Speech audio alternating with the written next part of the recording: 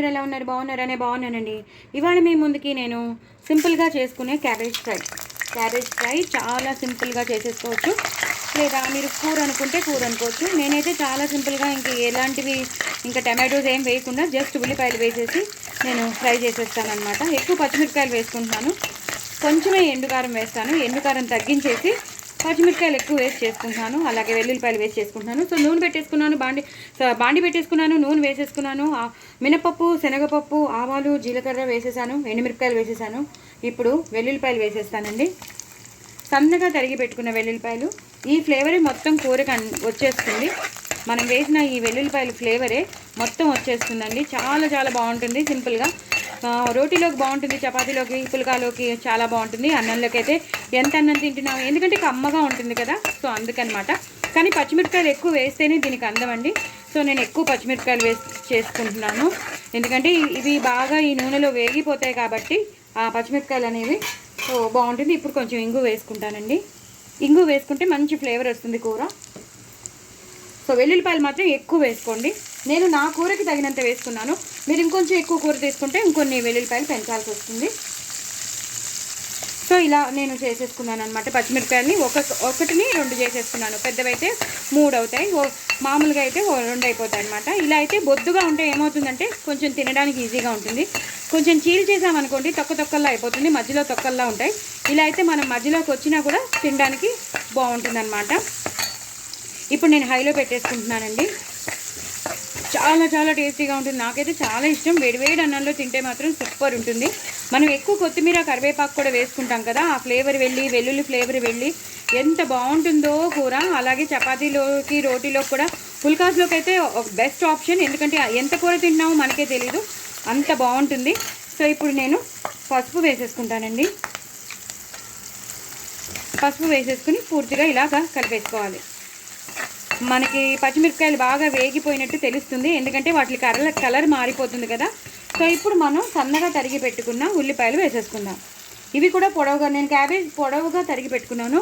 మీరు కూడా సన్నగా పొడుగ్గా తరిగి పెట్టుకోండి. అలాగే ఉల్లిపాయలను కూడా సన్నగా పొడుగ్గా తరిగి పెట్టుకోండి. ఈ చిన్న ముక్కలు కాకుండా ఇలా పొడుగ్గా తరిగి పెట్టుకుంటే ఏమవుతుందంటే ఫస్ట్ ఇంప్రెషన్ బాగుంటుంది, కూర అట్రాక్టివ్గా ఉంటుంది, టేస్టీగా కూడా ఉంటుంది. అందుకని చెప్తున్నాను. సో ఇలాగా ఈ పోపులో బాగా వేగిపోవాలి ఈ ఉల్లిపాయలు అనేవి. మరి ఇప్పుడు కసకసగా ఉన్నాయి కదా, ఒక 2-3 విడతల్లో బాగా వేగిపోతే మగ్గిపోతాయి. అప్పుడు చాలా బాగుంటుంది అనమాట. అయ్యో కరెంట్ పోయింది. కొంచెం నూనె వేసుకోవాలండి. నూనె వేసుకుని ఇలా కరిపేసుకోవాలి. కొంచెం కరివేపాకు, కరెంట్ పోయిందండి సడన్గా, ఐఎమ్ ఎక్స్ట్రీమ్లీ సారీ. ఇప్పుడు కరివేపాకు వేసేసుకుందామండి. ఇది ఒకసారి మగ్గనిద్దామండి. మగ్గాక మీకు మళ్ళీ చూపిస్తాను. సారీ అండి, కరెంట్ పోయింది, ఇంకా రాలేదు. సో నేను మళ్ళీ మధ్యలో ఆపేయలేను కదా కూరని, సో అందుకే చూపించేస్తున్నాను. చూసారు కదండి, బాగా పచ్చిమిరపకాయలు, ఉల్లిపాయలు ఎంత బాగా వేగాయో చూసారు కదా. ఇలా ఉంటేనే అంత టెంప్టింగ్గా ఉంది. ఇంకా మనం మామూలుగా ఫ్రై చేస్తే ఇంకెంత ఉంటుందో. సో ఇప్పుడు నేను సన్నగా తరిగి పెట్టుకున్న క్యాబేజ్ వేసేస్తానండి. ఇలా పొడవుగా తరిగి పెట్టుకోమని అందుకే చెప్పాను. నేను ఇందాక చెప్పాను కదా, చాలా చాలా చాలా టేస్టీగా ఉంటుంది. మొత్తం అన్నం అంతా దీంతోనే తినేస్తారండి మీరు, అంత బాగుంటుంది. ఎందుకంటే చాలా సింపుల్గా ఉంటుంది, చాలా టేస్టీగా ఉంటుంది. మనం వేసేవి ఇంగ్రీడియంట్స్ కూడా చాలా తక్కువ, మన ఇంట్లో ఉన్న ఇంగ్రీడియంట్సే. అవి ఎక్కడైనా దొరుకుతాయి కాబట్టి, ఇంట్లోనే దొరుకుతాయి కాబట్టి సో ప్రాబ్లం లేదు. ఏవేవో తెచ్చేసుకోవాలి, ఏవేవో ఖర్చు పెట్టేయాలని అసలు ప్రాబ్లం లేదండి. ఇప్పుడు ఇలా కలిపేసుకోవాలి. మొత్తం కింద నుంచి పైకి, పైనుంచి కిందకి కలిపేసుకోవాలి. నేను ఫ్లాష్ లైట్ ఆన్ చేసి చేస్తున్నానండి.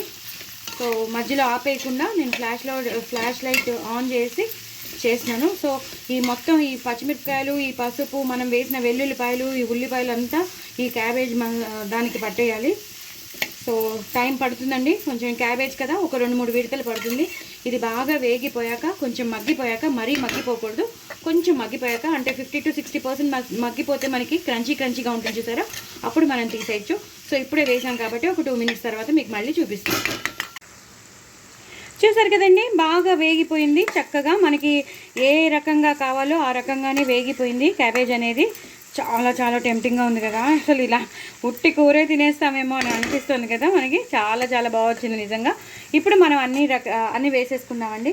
ధనియాల జీలకర్ర పొడి కొంచెం, ఆవాలు, మెంతులు, ఎండుమిరపకాయల పొడి కొంచెం రోస్టెడ్ది, అలాగే కొంచెం ఉప్పు, దీనికి సరిపడ ఉప్పు, పచ్చిమిరపకాయలు ఎక్కువ వేసుకున్నాం కాబట్టి దీనికి సరిపడా కొంచెమే కారం, కొంచెం ఫ్లేవర్ అంటే అది కొంచెం కలర్ కోసం, కొంచెం అట్రాక్షన్ కోసం, కొంచెం రుచి కోసం, ఎక్కువ అక్కర్లేదు.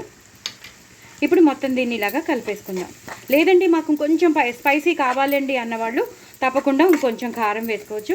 మాకైతే ఇలాగే కావాలని అనుకుంటున్నాను, ఎందుకంటే ఆ పచ్చిమిరపకాయల, ఆ వెల్లుల్లిపాయలు, ఆ ఉల్లిపాయలది మనం ఎక్కువ ఎలివేట్ చేయాలంటే కొంచెం కారాన్ని తగ్గించాలి. అలాగే ఎల్లోయిష్గా రావాలంటే కొంచెం కారాన్ని తగ్గించాలి, అప్పుడే టేస్టీగా ఉంటుంది. మనం వేసిన అంటే నేను మాది చిన్న కూర కాబట్టి ఇది సరిపోతుంది. కొంచెం ఎక్కువ కూర చేసుకునే వాళ్ళు ఇంకొంచెం వేసుకోవడానికి ఆస్కారం ఉంటుంది. కొంచెం వేసేసుకోండి, మీ స్పైసీకి తగినంత మీరు వేసుకోండి, ఎక్కువ అవసరం లేదు. సో ఇప్పుడు అన్నీ వేసేసాము. ఇంకా లాస్ట్కి వచ్చేసామండి కొంచెం గరం మసాలా.